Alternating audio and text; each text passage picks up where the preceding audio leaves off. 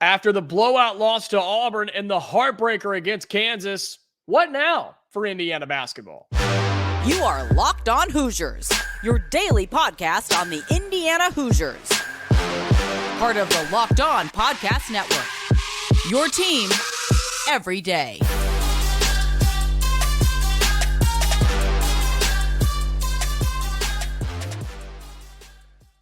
It is the Locked On Hoosiers podcast. I'm your man, Jacob Goins. I appreciate you making Locked On Hoosiers your first listen each and every day. We're, of course, a part of the Locked On Podcast Network, which is your team every day. Today's episode is brought to you by Prize Picks. Go to prizepicks.com/lockedon and use code LOCKEDON for a first deposit match up to $100. Prize Picks is daily fantasy sports made easy. Well, Indiana basketball coming off of their last two losses, and one of them was pretty, and well, I should say this. One of them was ugly, and the other one had a chance to be a nice victory. So what now for Indiana, right? Where does this team go from here? What we're going to talk about is the games coming up, what Indiana can learn, and hopefully what they learned, and kind of what I want to see from this team in these next few games as we get closer to the start of Big Ten play. Look, thank you so much for making Locked On Hoosiers your first listen each and every day. Thank you so much to the everydayers. You're the reason that we are doing so successful, and we appreciate you. If you're on YouTube, be sure you like the video. Subscribe to the channel if you haven't already. Comment down below. You guys are very engaging. I love seeing that. I try to go through and read all of those, like them, or maybe not all, but I try to read most of them anyway, and engage with you guys as much as I can. So thank you so much for doing that. Also, if you're on any of the audio podcasting platforms, be sure you subscribe on there. Turn on notifications so you know when we post every single day.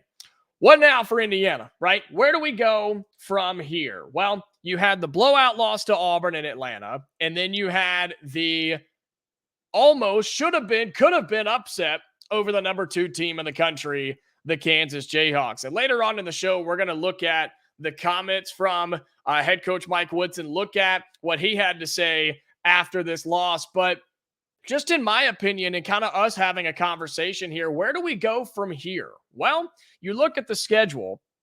You have Morehead State, North Alabama, and Kennesaw State. Those games on the 19th, the 21st, and the 29th, respectfully. And those are games, right? Take away what has just happened in the last 2 games. Those are easily winnable games for Indiana, for pretty much any Power 5 team, Power 6 team in college basketball, right? There shouldn't be a whole lot of stress there. There shouldn't be a whole lot of worry about these games, right? You're going to be favored big. You're playing at home. All of these are going to be games that you should win and win comfortably. But what needs to happen here is I need to see more improvement. I think we can all agree that Indiana against Kansas the other day on Saturday played their best game of the season. Can we all agree to that? I mean, can we all say that Indiana played their best game of the year against Kansas? Because I think they did. And I don't think it was close, right? They were winning. They were maintaining the lead for at least 30 minutes of the game, if not longer. And you had every chance in the world to win. You just let a better team, a top 2 team in the country, take advantage, right? Come back and eventually win the basketball game in a tough environment on the road. But I think Indiana, as we've said a lot of times after games this year, I think they have gotten better. I believe that. I really, really do. I believe this team got better. And no, it wasn't a perfect game by any means. There were multiple things they could fix. So that's what we're looking for, right? I want to continue to see Kel'el Ware, Malik Renew, and Mackenzie Mbako be aggressive, right? But also, we've got to get some help for those guys, right? We have got to get some help for those 3 gentlemen.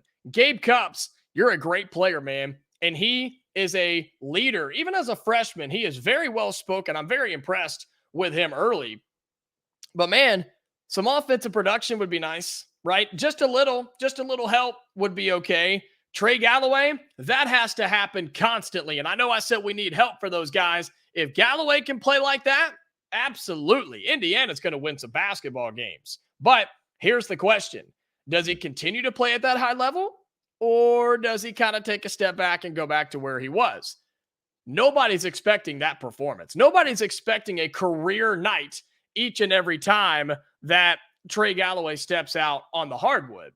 But I don't think it's too much to ask for him to do 20 points a night, 15 points a night, and dish it out a little bit, not turn the ball over. I don't think that's all that bad. Do you?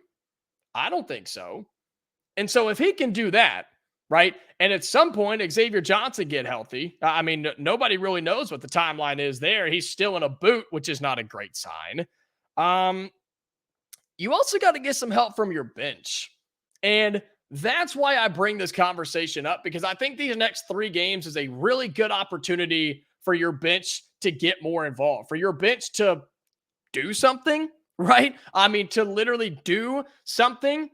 I said this on the bonus episode reacting to the Kansas loss.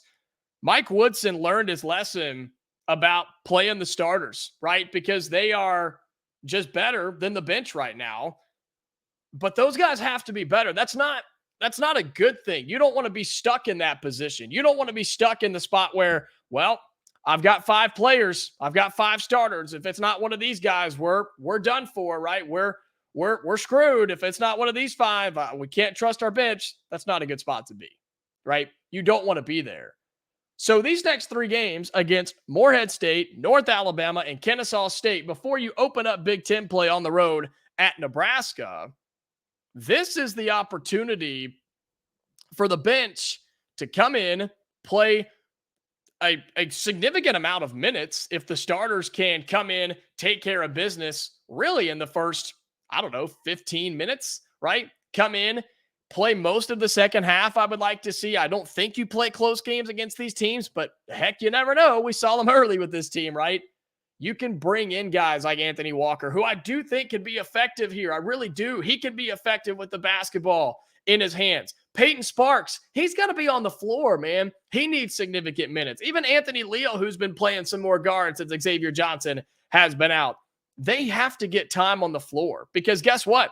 They didn't really learn or gain any experience from the Kansas game because they didn't play. And when they did, they weren't out there very long, which was the right call, but you get what I'm saying here, right?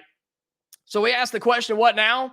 That's what's now. That's what's next. You have 3 opponents. You should run out of the gym, get better, develop, continue to play nice defense, right? Continue to play good defense inside and out. I know that's where Kansas kind of got their bread, was inside, but your 3-point defense looked a lot better, and continue to force turnovers to get out and run. That's where this team is great. Indiana can run. They've proven it. They can run. And you just got to get better quality minutes out of your bench. So these next 3 games, that's what I look for. I look for stress-free wins. I look for development. I look for growth. I look for learning. And I look for this to be a prepared, confident, fun-having team by the time you go on the road and play Nebraska on the 3rd, which is a Wednesday, I think. So that's what I look for in these next few games. That's what's now. That's what's next for Indiana basketball. Significant bench minutes, improvement, and let's build this confidence back up in the team and in the fan base too. You guys, we can't give up yet. It's an early season. It's just now getting into late December. We've got a long way to go. So that's what I look for over the next few weeks as we turn the new year and get into Big Ten play. Coming up here on the show on Locked On Hoosiers, we'll talk about and take a look at the comments from head coach Mike Woodson. We like to do that on this program. Kind of look at what the head coach had to say after the Kansas game and see if he gives you any more confidence, or maybe gives me some more confidence as well after that Kansas loss as we move forward into a new week. We'll talk about that coming up in just a second on Locked On Hoosiers.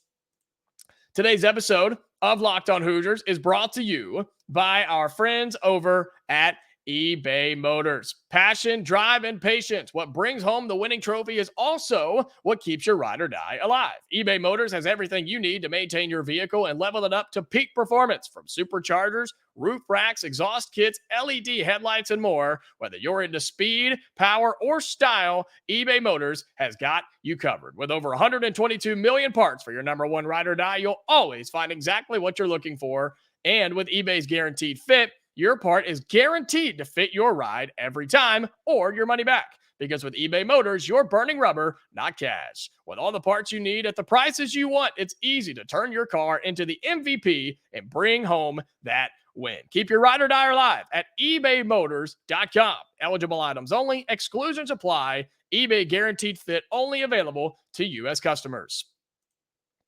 Well, let's take a look at what head coach Mike Woodson had to say after the loss to Kansas. We've done this quite a bit on the show, and there's been some good quotes from head coach Woodson, and there's been some that have been very controversial, right?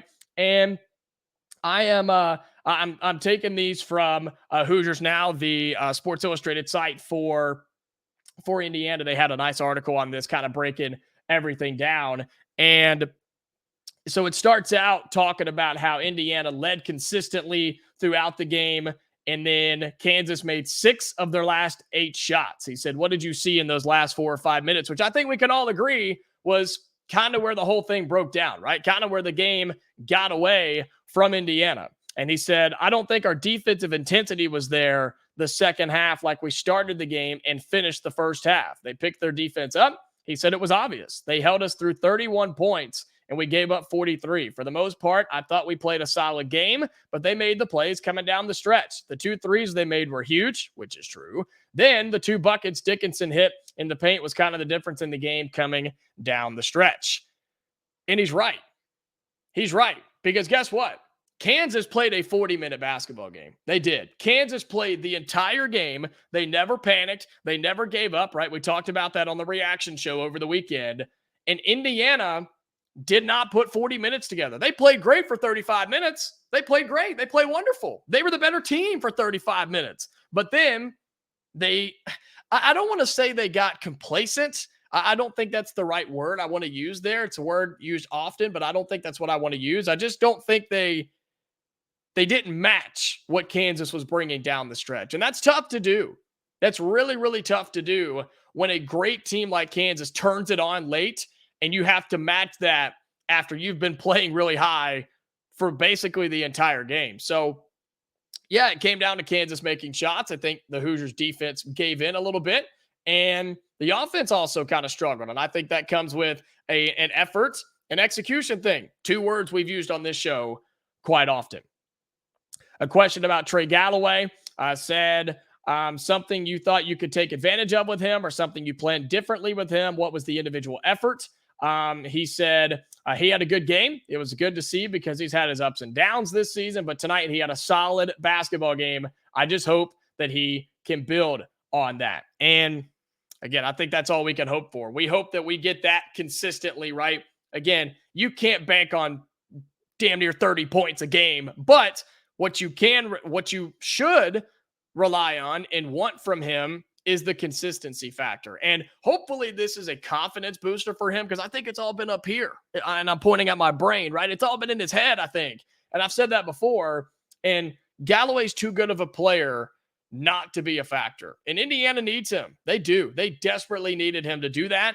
And you see what happens when he plays at his best. The Hoosiers can run with anybody. They just ran with the number 2 team in the country when Galloway plays his best ball. He talked about Kel'el Ware. He said, well, I thought he did a good job early on. He said, I thought the 2 buckets that we gave up a layup to Adams, which we didn't take a foul. He said it was Ware that let him lay it in. Then the 2 buckets that Dickinson got in the paint, I thought were huge, which you mentioned earlier. He said, I don't know if Ware was tired at that particular time, but he just didn't battle him like he did in the first half throughout that game. Said, I thought those 2 shots were huge for them coming down the stretch. And let me come to Kel'el Ware's defense here. He had a tough job. Him and Malik Renew had tough jobs in this game. Having to guard Hunter Dickinson for an entire basketball game is really tough to do. I mean, that you could see it, right? You could see his physicality. He's always in the right spot. He's always making the right play. And the guy's touch and finesse is like basically no other player in college basketball at his size. And so was Kel'el Ware tired near the end? Probably. Yeah, probably. I'd be tired. Shoot, I was tired watching him, right? But that's not an excuse at this level. This is college basketball. This is Division I, Power 6 college basketball. This is Indiana and Kansas. That can't be an excuse. That can't be a problem here anymore. So if he was tired and worn out, then I'm sorry. You got to find a way to go through it, man. Power through, right? That's what I say. Power through, because that cannot be an excuse in a game like that. Find something. Adrenaline. I don't care what it is. Find something and balance it out. Mike Woodson was asked, you mentioned that Kansas picked up their defense in the second half, held you to 33% from the field. He talked about the adjustments that they made. He said, we had Malik and McKenzie both in foul trouble, which, gosh, that was so huge. And foul trouble across the board, not just for the Hoosiers, for Kansas as well. Just a wonderful game that got ruined because of that. I had a whole rant about that on Saturday, but it still bothers me here on a Monday, right? I'm still frustrated with college basketball as a whole because officials are just so whistle happy. And why do you want to affect the game like that? Because you're power hungry? I'll never get it. I'll absolutely never get it. This is a really good question and a really interesting answer from head coach Mike Woodson. The question is, I know there are no moral victories in this program. That's the number 2 ranked team in the country. You took them nose to nose. How much can you benefit from that going forward with these guys knowing that if they just play a little bit better, then they're capable of competing at that level? Great question. Here's what Mike Woodson had to say. He said, well, it's really the first game that we've had. We've been in a lot of close games, even the early games we've had, and we didn't cave. He said, I thought tonight we didn't make the plays defensively that we needed to make in a game like this, but it's a game that we can definitely build on, especially after you come out of a game like the Auburn game. I didn't know which way we would go. I thought we played pretty well. You got to tip your hat to Bill and his team, Bill Self, of course, and because they did everything they needed to do to secure the win down the stretch. We just didn't get it done. And that's where I want to wrap up this segment is, look, we didn't know what this team was going to do. We didn't know what this team was going to look like coming out of the Auburn game. It would have been very, very easy, right? Very, very easy for this team to say, well, Auburn just took us up and down the floor. Number 2 team in the country. We're just going to get rolled today. Let's just go in here and get it done, get it over with, and move on. We've got easier games coming up, right? But they didn't, right? They went back to the drawing board. They did learn a few things, and I think they got better in this game. And Indiana fought for 35 minutes, really. And you just let a better team win at the very end. And so, Woodson admitted that he didn't know which way his team was going to go.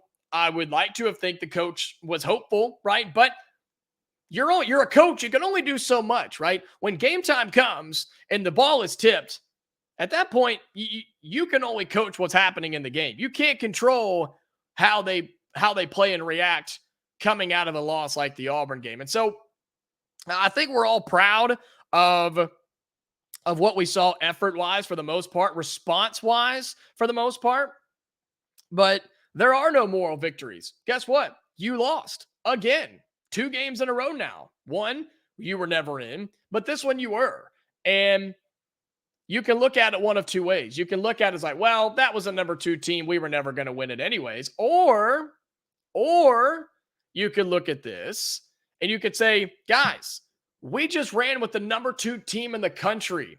How do we do that again? And if we get in that spot, which you will when you're playing Purdue in a couple of weeks as you get into Big Ten play, how do we do it and get over that hump, right? How do we secure that win when, right, W-H-E-N, when we're in that position again? Because you can't tell me that Indiana's not going to run with some teams this year. You can't tell me that if they play like that, they're not going to run with Purdue or Michigan State, who got a nice bounce back win over Baylor this weekend, which I don't know where that came from. But you see what I'm saying?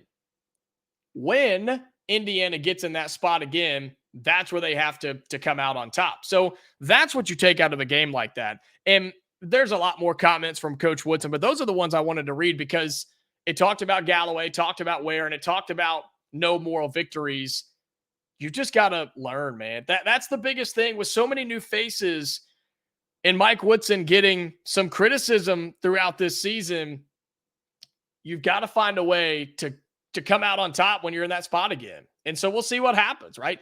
You have these 3 games coming up, which we've talked about. You have a chance to get better, fix some things, get some guys some more minutes, build some more confidence before you get into Big Ten play. Because at that point, it's on.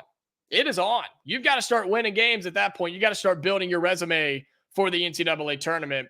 And I think Coach Woodson knows that. I think this team knows that. And I think we all know that as well. Well, coming up here on the show, we'll take a look around IU athletics, take a sidestep from men's basketball. I want to update you on the women's side of things in basketball, plus some Indiana football news when it comes to the transfer portal, when it comes to high school commitments, right? We got a lot coming up this week about that as well. That's what we'll talk about coming up in just a second here on Locked On Hoosiers.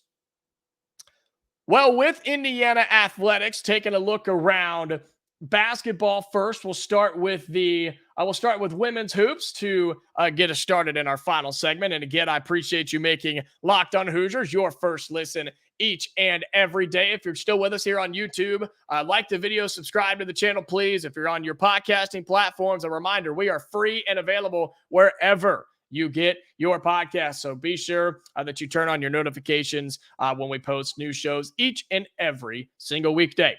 Indiana women up to 15 now in the latest AP poll as of this recording for the podcast. That includes an 8-1 record and that road win over Rutgers in their first Big Ten game by 10 total points. And here's the thing for this women's team. Look, they're really good, and they took that early tumble against Stanford in probably the worst performance you'll see this girls team play in, right? They've got 2 more tune-up games, Evansville and Bowling Green, and then they get into Big Ten play. And the problem with Big Ten women's basketball is I just don't know how competitive it is. I just don't think it's going to be very competitive top to bottom, right? The ones at the top, Indiana, Ohio State, and Iowa, yeah, you've got some really good teams there. We know what Iowa is with Caitlin Clark, but this Indiana team is really good, man. Look at some of their stats so far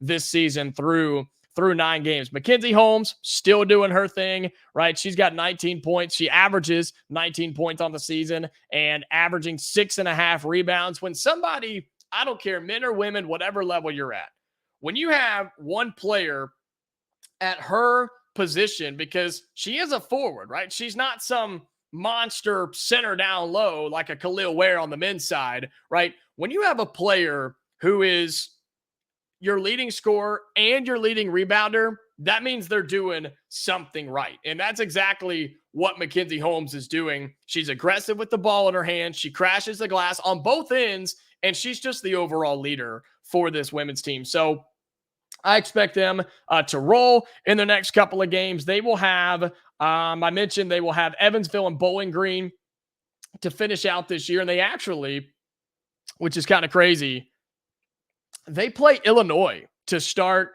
Big Ten play on New Year's Eve, because that's a Sunday when a lot of these women's games are played. They are playing that on New Year's Eve. So if you have, and that's at home in Bloomington. So if you were looking for something to do before you go out and do your thing for New Year's Eve, go check out the women's team. They'll open up with Illinois, Michigan, at Nebraska, Penn State, and then on the road against the number 4 currently ranked Iowa Hawkeyes on Saturday, January 13th. So those are the first 5 games for the Lady Hoosiers, and should be a good entry into Big Ten play, right? Should be a good kind of couple stepping stones to get into it. And then bam, you're on the road at number 4 Iowa, a really, really talented squad. So looking forward to that. We'll continue to update you on the women's basketball as they are climbing the ranks slowly but surely. And look, they're better than 15th in the country. I think we can all agree on that. So we'll keep you updated on how that goes over the next couple of weeks as well. On the football side of things, want to start with some interesting news. Have you seen this yet? Have you seen where the fired and former Indiana head football coach Coach Allen, have you seen where he's supposed to be going? He's going to remain in the Big Ten, and Indiana's going to see him again because he's being hired as the Penn State defensive coordinator. How do we feel about that, Hoosier fans? How do we feel about him remaining in the Big Ten, and not just remaining in the Big Ten, but going to a pretty good program as the defensive coordinator? I find that really interesting, and I know he's got that in his background. I know all that, but I don't know. I just think it's kind of a gamble. Don't you think? I think it's kind of a gamble, but hey, we'll see what happens. And look, best of luck to him. I know it didn't end very pretty here at Indiana, but look, best of luck to him, and we'll see how that goes. A couple of updates. You have a commitment in the high school ranks, a 2024 defensive back, Dontre Henderson from North Carolina. Go watch this guy's film, man. He's just a pure athlete. I mean, he is an athlete. 6'1", 170 pounds from Chambers High School over in Carolina. That's the 16th commit now for head coach Curt Cignetti. And out of the high school ranks, right, you still got some portal stuff going on. And he is on the trend, right? He's another one of those James Madison guys that was committed to JMU and Curt Cignetti and is now coming and committed, right? Not signed yet, committed to play for Indiana. And look, some of these guys may not be the highest rated in the world. Some of them may not even be the biggest names in the class. But I think we have to just kind of sit back and wait, right? Sit back here, wait and see what's happening, see if some of these recruits are going to pan out. And look, for Indiana, you just got to take what you can get right now with a new head coach. And the fact that all of these guys trust him enough where they want to follow him, right? These high school recruits want to follow him and be a part of his program at a new place where they're not super familiar with probably. I think that speaks volumes, but at the same time, I think we just have to wait and trust and see what his high school recruiting is like and see if he is able to pick the good ones. And then eventually you can start using the Indiana name, hopefully some more NIL money for Indiana, right? And hopefully use some wins in the program as well to help you get some of those bigger names. So I'm excited about this guy. Go watch his film, Dontre Henderson. As a junior last year, he recorded 53 tackles, 14 pass breakups, 4 interceptions, 2 fumble recoveries, and 1 forced fumble. The guy's a see ball, get ball type of player. And look, Indiana needs that. They need guys on that side of the ball that just want to hit somebody, want to make a play, and want to go after the football. And I think Henderson is going to be that. He had other offers from James Madison, Coastal Carolina, Eastern Michigan, and some of those other schools as well. So he's the 63rd prospect out of the state and number 250 safety in the country. So we'll see, right? It may not be like the biggest breaking news to commitment right now, but I think you got to take what you